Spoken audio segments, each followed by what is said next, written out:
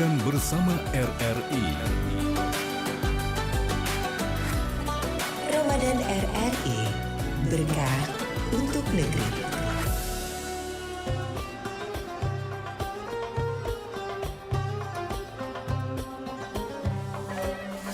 Saatnya kita menambah khasanah ilmu pengetahuan agama Islam, khususnya tentang Ramadan. Segera menemani Anda, obrolan Ramadan. Ramadan RRI, berkah untuk negeri. Assalamualaikum warahmatullahi wabarakatuh. Alhamdulillah pendengar, puji syukur pada Allah Subhanahu wa taala. Obrolan Ramadan kembali hadir hari ini di hari Selasa 25 Maret 2025. Kita sudah terhubung dengan Ustadz Mugiono M. Hum, seorang dosen WIRA dan Fatah Palembang yang akan bersama kita dengan topik hari ini, sedekah jariah, investasi abadi di bulan penuh ampunan. Assalamualaikum Ustadz. Waalaikumsalam warahmatullahi wabarakatuh. Ya, apa kabar Ustadz Mugiono? Alhamdulillah khair, baik, bahagia, penuh berkah insyaallah. Amin, alhamdulillah. Baik Ustadz, kita sudah menunggu nih tausiah dari Ustadz di sore hari ini di obrolan Ramadan. Tema hari ini berkaitan dengan sedekah jariah, investasi abadi di bulan penuh ampunan. Silakan Ustadz. Saya akan sapa dulu para pendengar Iya, kita. silakan. Assalamualaikum warahmatullahi wabarakatuh. Waalaikumsalam warahmatullahi wabarakatuh. Bismillahirrahmanirrahim. Alhamdulillahi rabbil alamin. Alladzi an'ama alaina bi ni'matil iman wal islam wa 'alafa baina qulubina fa asbahna bi ni'matihi ikhwana. Asyhadu an la ilaha illallah wa asyhadu anna Muhammadar Rasulullah. Allahumma shalli ala Muhammad wa ala alihi wa ashabi ajma'in, amma ba'du. Para pendengar RRI Pro 1 yang insyaallah dirahmati Allah Subhanahu wa taala, para muslimin wa muslimat, kaum muslimin dan muslimat yang sedang melaksanakan ibadah di bulan suci Ramadan, semoga kita semua diberkahi oleh Allah Subhanahu wa taala. Alhamdulillah, Allah izinkan pada sore hari ini kita akan ngobrol terkait dengan sedekah jariah, ya, terutama di bulan suci Ramadan yang penuh ampunan ini. Para pendengar yang dirahmati Allah, apa itu sedekah jariah? Ya, kita harus mendefinisikan dulu ya. Sedekah jariah itu dari bahasa Arab, dari kata shadaqah dan jariah, ya, dua kata. Shadaqah itu secara bahasa artinya benar, ya, benar. Ya, dalam konteks ini maksudnya adalah orang yang memberikan sesuatu yang berharga kepada orang lain untuk membantu kebutuhan orang lain tersebut dalam rangka untuk menggapai ridho Allah Subhanahu wa taala berdasarkan iman yang benar. Jadi sedekah itu adalah pemberian yang bisa dimanfaatkan untuk orang lain. Sedekah jariah, ya, dari kata jaro. Jaro itu artinya mengalir. Maksudnya adalah sedekah yang diberikan kepada orang lain, baik itu bentuknya personal, orang, atau instansi, seperti pesantren, yayasan, dan lain sebagainya, itu pahalanya mengalir. Ya, dia katakan jariah karena pahalanya selalu mengalir. Dalam bahasa yang lain, kita sering mendengar istilah wakaf. Ya. Jadi sedekah jariah itu juga bisa disebut dengan wakaf, pemberian atau mengeluarkan sebagian harta yang Allah titipkan kepada dirinya kepada orang lain untuk membantu, dan pahalanya itu mengalir, wakaf, ya, pahalanya itu istilahnya mantap, ya, tetap sampai kapan? Sampai nilai sedekah itu masih bisa dimanfaatkan oleh orang lain. Para pendengar yang dirahmati Allah, memang sedekah ini adalah termasuk ajaran Islam yang sangat mulia.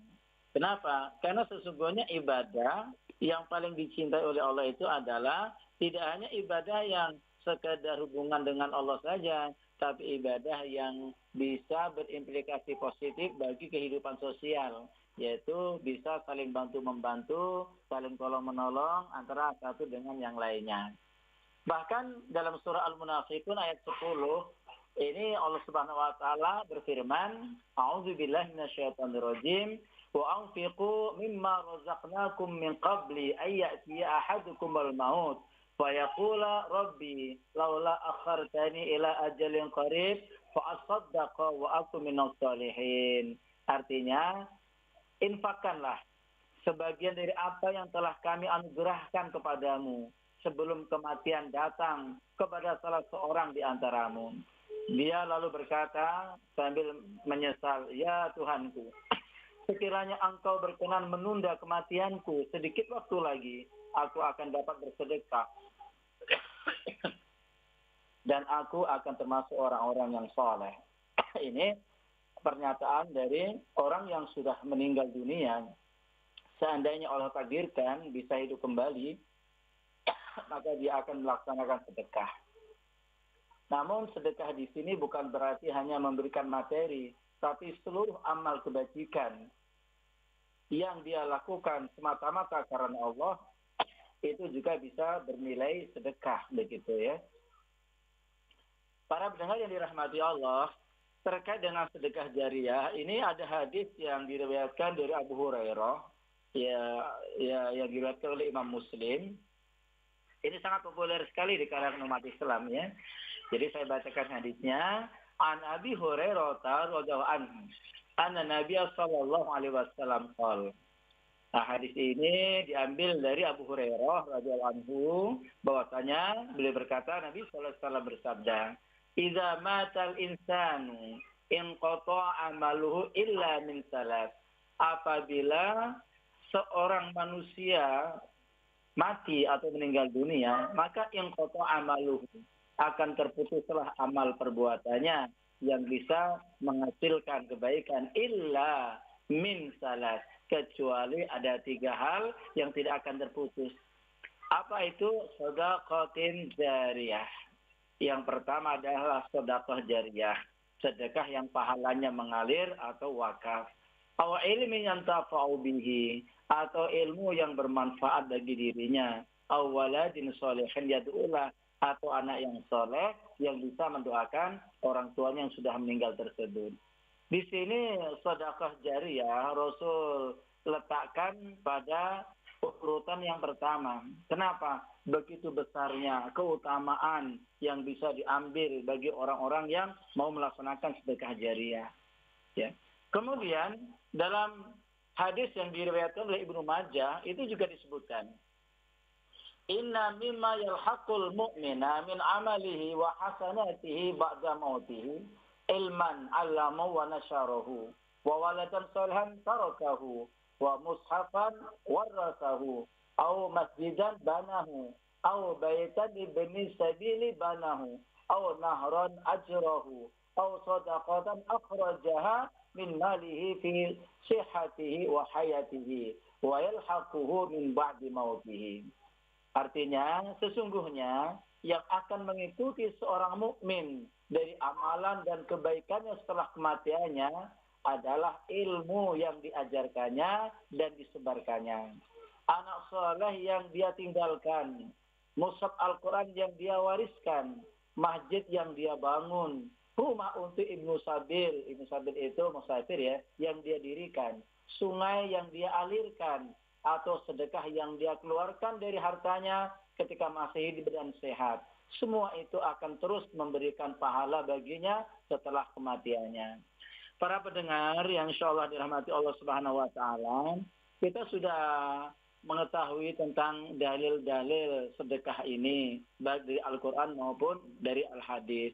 Dari dalil-dalil tersebut ternyata menyimpan beberapa pelajaran, bahwasanya sedekah jariyah itu memiliki manfaat yang sangat banyak sekali, baik bagi diri orang yang bersedekah tersebut maupun bagi orang lain yang menerima sedekah atau bagi keharmonisan interaksi sosial di tengah masyarakat. Mari kita lihat ya, apa saja manfaat sedekah jariyah itu. Yang pertama, sedekah jariyah itu pahalanya akan terus mengalir. Jadi apabila seseorang bersedekah jariyah, umpama dia membangun masjid untuk kaum muslimin, selagi masjid itu masih dipakai, dimanfaatkan, maka insya Allah walaupun orang yang bersedekah itu sudah terkubur, sudah ada di liang lahat, bahkan bertahun-tahun, ratusan tahun, maka pahalanya akan terus mengalir untuk si orang yang bersedekah tersebut. Ini keutamaan yang pertama bagi orang yang bersedekah. Kemudian bagi orang yang bersedekah juga akan mendekatkan diri kepada Allah dengan Subhanahu wa taala. Dengan bersedekah, kita secara tidak langsung telah memperkuat ikatan dengan Allah Subhanahu wa taala. Sedekah jariah adalah bukti nyata dari kepedulian dan rasa syukur kita atas nikmat yang telah diberikan oleh Allah Subhanahu wa taala. Artinya, semakin orang sering bersedekah, maka hidupnya akan semakin dekat dengan Allah Subhanahu wa taala. Kemudian yang ketiga, orang yang bersedekah itu akan membersihkan hati dan jiwanya. Betul, sedekah jariah membantu kita untuk membersihkan hati dari sifat kikir atau terlalu mencintai harta. Dengan memberikan sebagian harta untuk kebaikan orang lain, kita menjadi lebih ikhlas dan lapang hati. Apalagi sedekah itu tidak perlu diketahui oleh orang lain, ya. Cukuplah Allah, kita, dan orang yang kita beri. Itu insya Allah nanti akan membersihkan hati dan jiwa kita. Kemudian yang keempat, sedekah jariah itu akan mendapatkan berkah dalam hidup orang yang melakukannya. Dengan memberikan manfaat kepada orang lain, hidup kita juga akan diberkahi dengan ketenangan dan kebahagiaan. Keberkahan ini bisa berupa kesehatan, ketentraman, kemudahan dalam segala urusan, keamanan. Mungkin keluarga kita dijaga oleh Allah, harta kita dijaga oleh Allah, bahkan diri kita dijaga oleh Allah Subhanahu wa taala. Lalu yang kelima, membantu sesama dan meringankan beban. Ini keutamaan bagi orang lain yang kita sedekahi. Para pendengar RRI Pro 1 yang dirahmati Allah, sedekah jariah seperti pembangunan fasilitas umum atau lembaga pendidikan itu dapat memberikan dampak besar bagi kesejahteraan masyarakat. Bantuan ini bisa meringankan beban hidup orang lain dan memudahkan akses mereka terhadap kebutuhan dasar. Bagaimana tidak diberkahi orang yang idkhulu sururi fi qulubin nas, memasukkan kesenangan pada hati manusia. Artinya orang yang menyenangkan hati manusia, maka Allah pun nantinya akan menyenangkan dirinya. Kemudian yang keenam, mengundang pertolongan Allah di hari kiamat. Dalam berbagai riwayat disebutkan bahwa Allah akan memberikan perlindungan khusus bagi mereka yang gemar bersedekah. Ini menjadi pengingat bahwa sedekah tidak hanya memberi manfaat di dunia, tetapi juga sampai kelak di akhirat. Dan akan Allah lindungi bagi orang yang bersedekah itu, di mana di saat itu tidak ada perlindungan kecuali hanya perlindungan dari Allah Subhanahu wa taala. Apalagi sedekah itu akan membawa kebahagiaan dan kepuasan batin. Para pendengar, orang yang hatinya bersih, ketika dia sudah membantu orang lain, dan orang lain itu bahagia dengan bantuan kita, kita pun akan merasa bahagia. Senyum mereka itu juga akan membawa ketenangan, kesejukan di hati kita. Jadi orang yang rajin sedekah, insya Allah hatinya akan bahagia. Kemudian dalam hadis itu disebutkan, orang yang bersedekah itu akan dijauhkan dari siksa kubur. Rasulullah SAW bersabda, yang diriwayatkan oleh Imam Tirmizi, sesungguhnya sedekah itu benar-benar dapat memadamkan panasnya siksa kubur bagi pelakunya. Sesungguhnya orang mukmin kelak dia di hari kiamat hanyalah bernaung di bawah naungan sedekahnya. Kemudian Allah berfirman bahwasanya sedekah ini pahalanya dilipat gandakan. Dalam surah Al-Hadid ayat ke-18 Allah berfirman yang artinya sesungguhnya orang-orang yang bersedekah baik laki-laki maupun perempuan, dan meminjamkan kepada Allah pinjaman yang baik, niscaya akan dilipat gandakan ganjaran pahalanya kepada mereka, dan bagi mereka pahala yang sangat banyak. Kemudian Rasul juga menyatakan bahwa sedekah jariah itu akan menghapuskan dosa-dosa. Dalam hadis yang diriwayatkan oleh Imam Tirmizi, Rasul bersabda, sedekah dapat menghapus dosa sebagaimana air memadamkan api. Kemudian selanjutnya yang ke-11, keutamaan sedekah itu adalah menjadi amal kebaikan setelah dia mati. Rasul bersabda yang diriwayatkan oleh Ibnu Majah, sesungguhnya amal dan kebaikan yang disertakan kepada seorang mukmin setelah dia mati, antaranya adalah ilmu yang diajarkan dan disebarkannya, amal soleh yang ditinggalkannya, mushaf Al-Quran yang diwariskannya, masjid yang dibangunnya, rumah yang didirikannya untuk Ibnu Sabil, sungai yang dialirkannya, sedekah yang dikeluarkan dari hartanya pada saat dia masih hidup dan sehat. Semua itu disertakan kepada orang yang tersebut setelah dia meninggal dunia. Para pendengar dirahmati Allah, sekarang saya akan sampaikan contoh sedekah jariah itu apa. Tadi sudah saya sampaikan di antaranya itu membangun masjid atau tempat ibadah.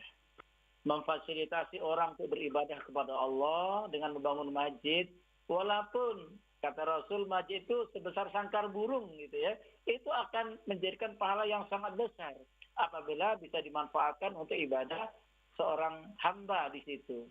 Dalam hadis yang diriwayatkan oleh Imam Muslim, Imam Tabrani, Ibnu Majah dan Baihaqi, Rasul bersabda, "Wa man bana lillahi masjidan, banallahu lahu baitan fil jannah." Siapa yang membangun masjid untuk Allah di dunia, niscaya kelak Allah akan membangunkan istana di dalam surga. Subhanallah ya.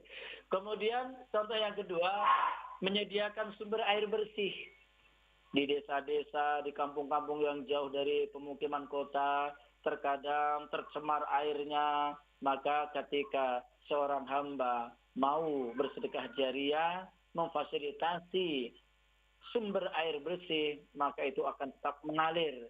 Setiap tetes air yang dimanfaatkan akan menjadi amal jariah bagi orang yang bersedekah tersebut. Kemudian membantu pendidikan. Bisa saja dengan mendirikan pondok pesantren, sekolah-sekolah. Ini akan mencerdaskan kehidupan masyarakat. Apalagi pesantren, rumah tahfiz Al-Quran, yang memang untuk menjadikan generasi yang mandiri, generasi yang memahami agama, generasi yang solihin dan solehat, maka Allah Subhanahu wa Ta'ala akan mengalirkan pahala yang sangat besar kepada orang tersebut. Apalagi contoh yang ringan, menyumbangkan buku-buku agama, menyumbangkan mushaf Al-Quran ke perpustakaan masjid yang dapat dibaca oleh jamaah, itu akan menjadikan pahala yang mengalir. Dan pahala itu akan tetap ada selagi ilmu yang telah dipelajari dari buku dan Al-Quran tersebut diamalkan oleh orang yang mempelajarinya. Kemudian terakhir, yaitu seperti berpartisipasi dalam pembangunan rumah sakit atau klinik gratis ya. Itu semuanya insya Allah akan menjadikan pahala yang mengalir bagi orang yang bersedekah jariah tersebut. Nah, saya pikir pengantar sedemikian para pendengar yang dirahmati Allah. Mari sekarang kita lanjutkan dengan dialog, mudah-mudahan ada manfaatnya. Baik. Terima kasih Ustadz. Silakan pendengar, sekarang waktunya kita buka line telepon. Ini momen yang sangat baik sekali. Sampai kita menanti berbuka, kita menambah wawasan ilmu keagamaan di obrolan Ramadan. Assalamualaikum. Waalaikumsalam warahmatullahi wabarakatuh, Mbak Nadia. Ya, silakan Pak Zakaria. Ya, Assalamualaikum Pak Ustadz. Waalaikumsalam. Pak Ustadz, mau tanya masalah soal amal jariah tadi Ustadz. Apakah orang yang menjadi anggota donatur di masjid untuk kegiatan ceramah-ceramah itu termasuk juga amal jariah? Kemudian Ustadz, masalah amal soleh, misalnya doa anak yang soleh, apakah seorang anak yang dia menyumbang atau dia bersedekah, ya itu apa sudah termasuk doa dia amal dia itu orang tuanya juga mendapatkannya juga dari amal sedekah dia. Mohon pencerahan Ustaz, terima kasih. Oke. Terima kasih Pak Zakaria di Kenten. Di mana ya Pak Zakaria ini, Masya Allah. Iya, Pak Zakaria di Kenten Ustadz. Di Kenten ya. Iya. Seseorang yang menyumbang di masjid untuk pelaksanaan operasional masjid, seperti untuk mengadakan ceramah-ceramah, ta'lim di masjid, apakah itu termasuk sedekah jariah? Iya. Sekarang begini Pak ya, ketika kita menginfakkan harta kita di masjid, baik itu untuk operasional harian atau untuk membangun masjid, semuanya bisa menjadi sedekah jariah.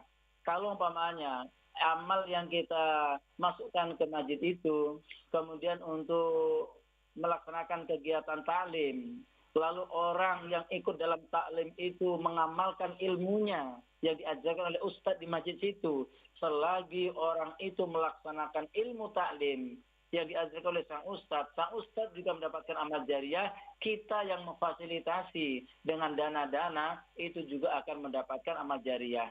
Apalagi kemudian ternyata orang yang ikut taklim di situ mengajarkan pula kepada orang lain. Orang lain itu ada 10 orang pamannya dalam taklim yang baru. Lalu yang diajarkan itu mengamalkan ilmunya, mengajarkan lagi kepada orang lain, diamalkan, diajari kepada orang lain. Maka itu akan terus menerus, ya sambung menyambung. Wallahu alam. Barangkali sampai kita pun tidak ada lagi di muka bumi, kita masih mendapatkan pahala mengalir dari yang sudah kita sedekahkan di jalan Allah untuk menghidupkan taklim-taklim di masjid-masjid tersebut. Kemudian terkait dengan anak soleh, ya, anak soleh itu karena didikan orang tuanya. Andaipun orang tuanya tidak bisa mendidik, orang tuanya lah yang memasukkan ke sekolah-sekolah agama, ke pondok pesantren, itu juga atas usaha orang tua. Maka setiap kebajikan yang dilakukan seorang anak, maka orang tuanya tetap akan mendapatkan aliran pahala dari kebaikan si anak tersebut. Apalagi kalau anak itu kemudian membaca Al-Quran, bersedekah, diniatkan untuk orang tuanya, demi Allah, ya pasti pahala itu akan sampai kepada orang tuanya, walaupun orang tuanya sudah tidak ada lagi di dunia, alias sudah meninggal dunia. Karena itu anak yang saleh itu ada investasi akhirat yang luar biasa. Ya yang luar biasa. Apapun yang dilakukan oleh anak yang saleh, itu orang tuanya akan mendapatkan kucuran pahala dari Allah Subhanahu wa Ta'ala. Demikian Pak Zakaria. Baik, terima kasih Ustadz. Kita lanjut, yang mau gabung WA boleh di chat saja di 0821 7927 9090 pesan Anda, atau line telepon langsung ke 36997. Assalamualaikum. Halo, Assalamualaikum. Waalaikumsalam, dengan siapa? Dengan Bang Sinaga, Mbak Nadia. Bang di Sinaga, Papua di Selatan, Mbak Nadia yang kemarin, Mbak Nadia. ya Bang Sinaga di Papua ya? Ya, Papua Selatan, Maroke, Mbak. Papua Sinaga. Oh iya, silakan. Iya. Izin Mbak Nadia, ini narasumbernya saya tadi lupa namanya. Tadi saya monitor Pak Ustadz ya. Iya, Ustadz Mugiono M. Hum, dosen UIN Raden Fatah. Oke. Palembang. Ya, terima kasih Mbak Nadia. Baik. Assalamualaikum Pak Ustadz. Waalaikumsalam warahmatullahi wabarakatuh. Izin Pak Ustadz, saya ingin bertanya Pak Ustadz. Jadi begini Pak Ustadz, adik saya kan posisinya ada di Bandung kan, adik ipar saya itu. Dia mau bertanya begini, sholat gimana Mbak Nadia? Saya bingung juga ya, apa alirannya berbeda. Begini Mbak Nadia, intinya di daerah Bandung Barat itu ada sholat berjamaah. Sholat ininya maksudnya begini, azannya 2 kali Mbak Nadia. Azannya 2 kali. Azannya 2 kali, azan subuhnya itu 2 kali. Itu maksud saya yang saya pertanyakan, apakah itu aliran sesat apa bukan, itu aja Mbak Nadia. Baik, ya nanti dijawab sama Ustadz ya. Iya. Terima kasih Pak Ustadz ya, Mbak Nadia. Ya. Assalamualaikum. Waalaikumsalam. Jauh bener ini dari Papua nih Ustadz. Allah, jadi di beberapa tempat itu ada umat Islam yang melakukan azan subuh itu 2 kali. Itu bukan aliran sesat. Itu juga terjadi pada zaman Rasulullah, ya. Azan yang pertama itu untuk membangunkan. Disitulah ada as-sholatu khairum minan naum, ya. Sholat itu lebih baik daripada tidur, ya. Itu biasanya dikumandangkan oleh Bilal, ya. Kemudian azan yang pas masuk waktu sholat itu juga azan lagi, ya. Jadi azan subuh itu bisa 2 kali, boleh, dan itu masyhur, arti masuk disyariatkan dalam Islam. Di beberapa pesantren juga seperti itu. Saya sebut saja umpamanya di pesantren Asy'ariyah di Wonosobo itu azannya 2 kali, jam 3 itu azan, ya. Azan, kemudian setelah masuk waktu itu azan lagi. Bahkan di Palembang ada sebagian tempat yang saya sebut saja di komplek Pusri Pusri Borang, itu azannya 2 kali, ya. Jam 3 azan, kemudian pas masuk waktu subuh azan kembali. Jadi 2 kali azan. Itu bukan aliran sesat, itu disyariatkan. Artinya diperbolehkan bagi masyarakat yang sepakat bahwa azan akan dilaksanakan 2 kali. Azan pertama adalah membangunkan dari tidur. Azan yang kedua menyatakan waktu subuh sudah masuk dan memanggil umat untuk melaksanakan sholat berjamaah di masjid. Begitu Pak ya. Nah, jadi bukan aliran sesat ya, bukan. Itu adalah disyariatkan dalam Islam. Iya, terima kasih Ustaz sudah diluruskan. Itu ya Bang Sinaga.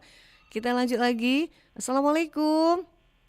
Halo, assalamualaikum. Waalaikumsalam warahmatullahi wabarakatuh. Dengan Bapak? Dengan Bapak Alamsyah. Bapak Alamsyah, di mana Pak? Di Palembang. Ya. Iya, apa kabar Pak Alamsyah? Baik. Iya, langsung saja saya nanya ini boleh. amal sedekah jariah ya, amal jariah yang sering kita sebut ya. Bagaimana seandainya itu orang itu katakanlah dia bangun masjid atau nyumbang, panti asuhan dan lain-lain, tapi dari cara mendapatkan uangnya yang tidak halal, misalnya hasil katakanlah hasil korupsi atau hasil suap menyuap dan lain-lain. Yang kedua, saya pernah mendengar ini Pak Ustadz, ada teman lah atau inilah, katanya misalnya menerima uang suap, jadi kalau uang suap itu tidak usah dibelanjakan untuk makan, digunakan untuk bangun pagar rumah misalnya, atau beli kendaraan, jadi tidak dimakan. Bagaimana pandangan Ustadz terhadap ada sebagian yang punya nilai atau pemahaman demikian Pak? Iya, baik. Terima kasih Pak Alamsyah. Iya. Baik, silakan Ustadz. Terima kasih Pak Ustadz, pertanyaannya. Jadi kalau membangun masjid, taruhlah dia sedekah jariah atau wakaf untuk membelikan material masjid ya, tapi uangnya dari jalan yang haram, dari korupsi, manipulasi, dari hasil perjudian dan lain sebagainya. Bagaimana hukumnya dalam Islam? Jadi para pendengar yang dirahmati Allah, dalam Islam itu Rasul pernah mengatakan dalam sebuah hadisnya ya, la yazalu qadamal abdi yaumal qiyamah hatta yus'al an arba, ya. Tidak akan tergeser telapak kaki seorang hamba di hari kiamat sehingga dia akan ditanya 4 perkara. Yang salah satunya adalah an malihi min aina kasabahu wa fima anfaqahu. Ditanya tentang hartanya, dari mana dia dapat, kemudian dibelanjakan kemana. Harta yang terbaik adalah harta yang didapat dari cara yang halal, dibelanjakan ke tempat yang halal. Selain itu tidak baik. Umpamanya ada harta didapat dari cara yang halal, tapi membelanjakannya ke tempat yang maksiat, itu juga akan menjadi laknat bagi orang yang mempunyai harta tersebut. Atau mendapatkannya dari cara yang haram, ya, tapi dibelanjakan ke tempat yang baik untuk sedekah segala macam, itu Allah tidak akan menerima, Pak. Ya, kenapa? Karena dari cara mendapatkan dengan cara yang haram. Ibaratnya begini, orang mencuci baju, kain ya, tapi dengan air comberan atau air kencing begitu. Itu baju tidak akan bersih, bahkan akan lebih kotor. Ya, dapat korupsi, kemudian katanya pencucian diri, lalu umroh atau haji, itu sama sekali tidak diridhai oleh Allah. Jangankan itu, orang mencuri sajadah di masjid umpamanya, lalu dia buat untuk sholat, maka sholatnya itu bermasalah. Kenapa? Karena tempatnya, pakaian yang dia pakai itu merupakan hasil curian yang merupakan dosa. Jadi ibadah termasuk sedekah jariah itu harus dipastikan bahwa apa yang kita keluarkan itu betul-betul harta yang bersih, harta yang suci, sehingga pahalanya bisa kita dapatkan keridhaan dari Allah Subhanahu wa Ta'ala. Itu yang pertama, Pak ya. Kemudian yang kedua, tadi terkait dengan apa tuh, Mbak tadi? Yang kedua, yang hasil tidak baik atau hasil suap itu dibangunkan di pagar gitu, tidak dimakan. Apakah ini? Ya, betul. Ada pendapat kawan beliau katanya kalau umpamanya ada hasil suap jangan dimakan ya, dibangunkan saja ke ke pagar, ke lorong gitu ya. Nah, itu sebagian pendapat. Ya, sesungguhnya kebaikan-kebaikan yang kita lakukan kalau berawal dari harta yang tidak benar, itu tidak akan mendapatkan kebaikan dari sisi Allah Subhanahu wa Ta'ala. Jadi kalau kita beramal soleh itu ibarat sumber mata air itu, pastikan sumbernya bersih. Nanti ketika mengalir, dia akan membawa kesucian sampai ke muara lautan. Tapi kalau sumbernya sudah keruh, maka kurang ada manfaatnya. Oke, untuk sementara bisa dimanfaatkan tapi tidak berkah. Kenapa? Karena suap itu kan haram dalam Islam, dilaknat oleh Allah. La'nallahu rasi wal murtasi fil hukmi. Allah melaknat orang yang menyuap dan yang disuap dalam persoalan hukum. Oleh karena itu, kalau ada harta dari suapan, tidak usah diterima. Ya, kembalikan saja kepada orang yang memberi tersebut. Ya. Andai tidak diketahui siapa yang memberinya, tapi itu berupa suapan, maka boleh kita arahkan untuk membangun fasilitas-fasilitas umum dengan harapan dari mana uang itu dapat nanti akan kembali kepada umat lagi.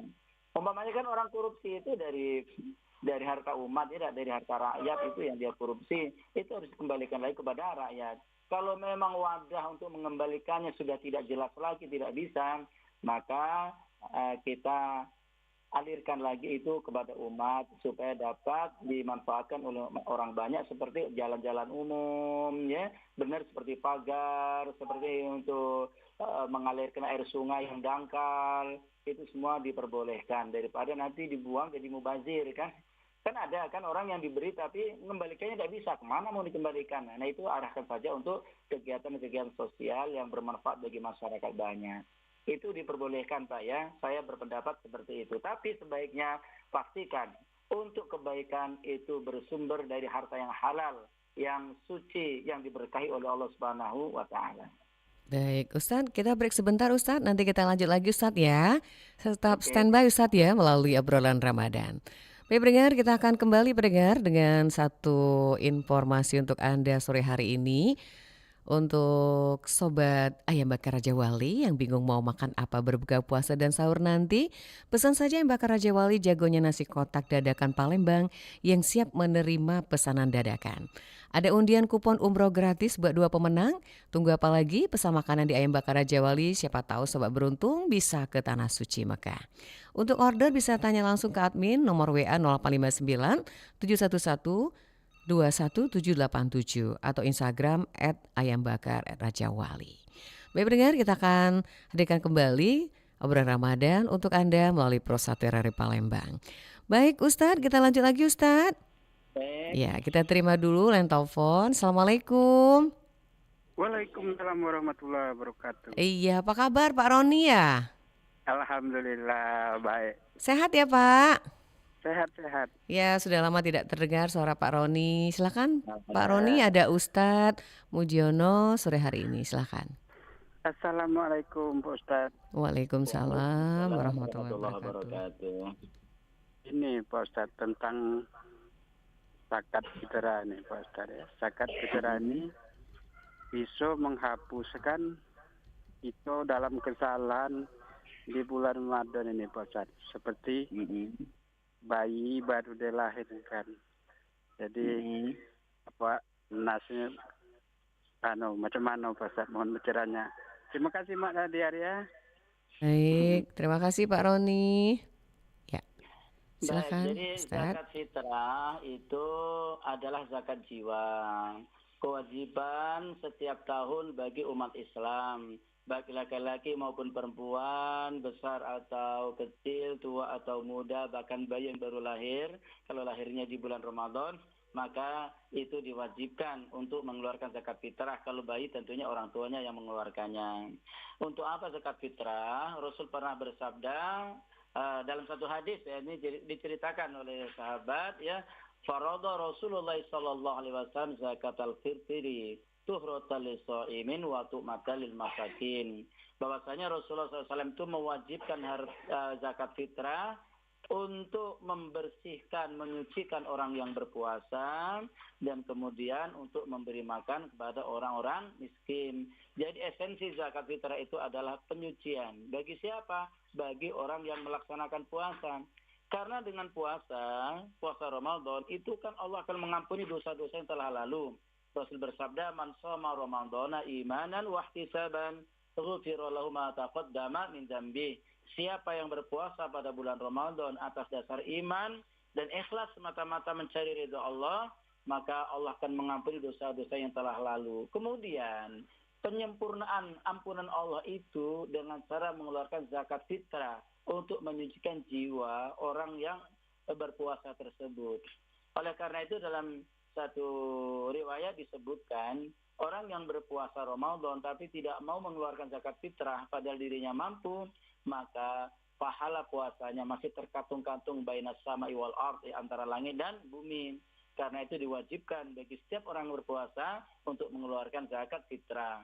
Manfaat keduanya selain untuk membersihkan jiwa seorang yang berpuasa, untuk membantu memberi makan orang-orang miskin supaya di hari Lebaran dia bisa merasakan nikmat dan senangnya berlebaran ya, berhari raya Idul Fitri. Jadi kalau yang secara khusus zakat fitrah itu akan menjadikan orang suci seperti bayi baru dilahirkan, berdiri sini tidak. Tapi itu kaitannya dengan puasa Ramadan. Orang yang melaksanakan puasa Ramadan, maka selesai puasa Ramadan, apabila puasa diterima oleh Allah, kata Rasul, kalau wadatu umuhu, seperti bayi yang baru dilahirkan. Apalagi disempurnakan dengan mengeluarkan zakat fitrah. Demikian Pak ya. Baik, terima kasih Ustadz. Kita lanjut lagi ya. Assalamualaikum. Waalaikumsalam warahmatullahi wabarakatuh. Dengan Bapak? Hamba Allah. Hamba Allah di mana? Di Lalang Sumbawa, Bang Herman PM. Lah, tadi ngomong hamba Allah nih, Bang. Iya. Hamba Allah juga dipakai. Oh iya, nggak apa-apa. Ini Mas Herman PM ya? Iya. Ya, silakan. Aku nanya ini. Assalamualaikum Pak Ustadz. Waalaikumsalam. Iya, bawaan puasa agak lembut sedikit apa ya Pak Ustadz ya suaranya? Nggak apa-apa. Ada apa-apa ya. Iya. Silahkan. Udah lama lagi mau berbuka. Iya. Insya Allah. Ada 2 poin Pak Ustadz mau saya tanyakan. Di bulan puasa ini bagaimana Pak Ustadz? Banyak pikiran. Sudah tadi pikiran kemana-mana gitu Pak Ustadz. Itu bawaan setan apa hawa nafsu itu Pak Ustadz? Batal tidak puasanya itu Pak Ustadz? Sudah tadi Pak Ustadz, ini secara pribadi saya Pak Ustadz. Nah, puasa jalan terus Pak Ustadz. Maksiat jalan terus. Oh. Itu secara pribadi saya Pak Ustadz. Oh iya. Nah, hukumnya bagaimana Pak Ustadz puasa dengan maksiat aku itu? Masya Allah. Jadi tolong jelaskan dengan yang pasti Pak Ustadz. Iya. Kalau salah misalnya kan. Itu saja Pak Ustadz, 2 poin dari Herman PM yang ada di Lalang Sumbawa. Assalamualaikum. Waalaikumsalam warahmatullahi wabarakatuh. Pak Herman ini jujur sekali iya. pengakuan. Tapi pengakuan ini bagus sekali kalau di hadapan Allah sambil menangis Pak Herman ya. Baik, silakan Ustadz. Kalau ada orang yang berpuasa tapi banyak pikiran. Itu pikiran apa ya? Pikiran itu banyak. Pikiran itu adalah karunia Allah ya. Kita dapat ilmu itu juga dari pikiran. Kita dapat menyelesaikan masalah itu jadi pikiran. Ingat, pikiran al-fikru itu adalah karunia dari Allah Subhanahu wa taala. Untung bersyukur kita dikasih pikiran oleh Allah Subhanahu wa taala, bisa mikir. Nah, yang dimaksud Pak Herman barangkali adalah pikiran ngeres ya. Pikiran ngeres itu adalah pikiran yang maksiat. Sedang puasa tapi sering menghayal-menghayal yang tidak-tidak ya. Tulul amal, panjang hayalan. Hayalan itu kalau hayalan kebaikan ya tidak masalah. Oh ya Allah, kalau seandainya aku punya uang aku akan pergi haji sambil mohon kepada Allah, tidak masalah. Tapi kalau hayalan-hayalan itu yang dipikirkan tentang kemaksiatan ya, maka itu akan mengurangi keutamaan puasa yang dilakukan. Apalagi tidak hanya sekedar pikiran, diamalkan nian kemaksiatan itu awak sedang puasa kan? Maka puasanya itu secara syariat memang sah, tetapi secara hakikat dia tidak dapat apa-apa dari puasanya kecuali lapar dan haus baik. Itulah yang pernah disampaikan oleh Rasulullah, kam min shaimin laisa lahu min siyami illal ju' wal athas. Banyak orang yang berpuasa tapi dia tidak mendapatkan pahala keberkahan dari puasanya. Yang dia dapat hanyalah lapar dan haus saja. Kenapa? Karena yang puasa hanya mulut saja tidak makan, tidak minum, ya. Kelaminnya saja tidak hubungan suami istri, tapi perilaku maksiatnya masih berjalan. Maka kemaksiatan yang dia lakukan dalam berpuasa itu menghapuskan pahala puasa yang harusnya dia dapatkan. Karena itulah Pak Herman dan siapapun ya, kepala kita sudah Baik. melaksanakan puasa, jangan diiringi dengan kemaksiatan, nanti akan sia-sia puasa yang kita lakukan. Baik. Ustadz, mohon maaf Ustadz karena keterbatasan waktu, kita akan segera menuju Masjid Agung. Ini ada pesan Ustadz di kesempatan sore hari ini di obrolan Ramadan kita dengan temanya tadi adalah berkaitan dengan amal jariah. Silakan Ustadz. Baik. Jadi Ramadan adalah bulan ibadah, bulan berkah. Sekecil apapun kebaikan yang dilakukan di luar Ramadan akan Allah berikan pahalanya. Apalagi kalau dilaksanakan di bulan suci Ramadan, terutama tentang sedekah. Rasulullah pada bulan Ramadan bersedekahnya seperti angin yang berhembus, ya, begitu lancar seperti air yang mengalir yang deras. Artinya apa? Rasul paham betul bahwa sedekah di bulan Ramadan itu keutamaan sangat-sangat banyak. Oleh karena itu beliau tidak menyia-nyiakan kesempatan itu. Demikian juga kita, mumpung nyawa masih dikandung badan, mumpung Allah masih izinkan kita bernapas, mari kita banyak-banyak sedekah semampu kita. Insya Allah sedekah di bulan Ramadan, terutama untuk takjil, memberikan makan bagi orang yang berpuasa, itu akan mendapatkan pahala yang berlipat ganda. Sebanyak orang berpuasa yang kita berikan bukuan, maka sebanyak itu pula pahala yang akan kita dapatkan. Demikian Mbak ya, karena waktu kita terbatas. Saya mohon maaf kalau ada kata yang kurang berkenan.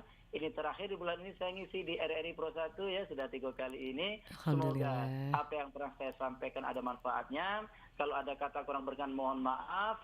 Dan kepada Allah kita semua diberikan ampunan. Amin. Ya Rabbal Alamin. Hadanallahu wa yakum ajma'in. Wassalamualaikum warahmatullahi wabarakatuh. Waalaikumsalam warahmatullahi wabarakatuh. Pendengar, baru saja berakhir obrolan Ramadan menjelang berbuka puasa bersama dengan Ustadz Mugiono M. Hum, dosen UIN Raden Fatah Palembang. Dengan topiknya hari ini adalah sedekah jariah, investasi abadi di bulan penuh ampunan. Terima kasih pendengar sudah bergabung. Ada Pak Zakaria di Kenten, Bang Sinaga di Papua, kemudian Pak Alam Syah di Palembang. Terima kasih Pak Roni, juga Pak Herman PM di Sumbawa yang sudah menyempatkan waktunya untuk bersama kita di acara obrolan Ramadan. Semoga menambah wawasan keagamaan kita dan menambah ketakwaan kita kepada Allah Subhanahu wa taala. Kami tutup dengan ucapan wassalamualaikum warahmatullahi wabarakatuh.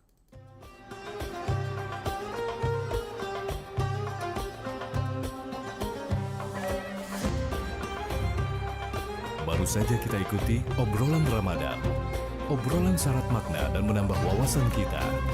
Obrolan Ramadan. Ramadan RRI, berkah untuk negeri.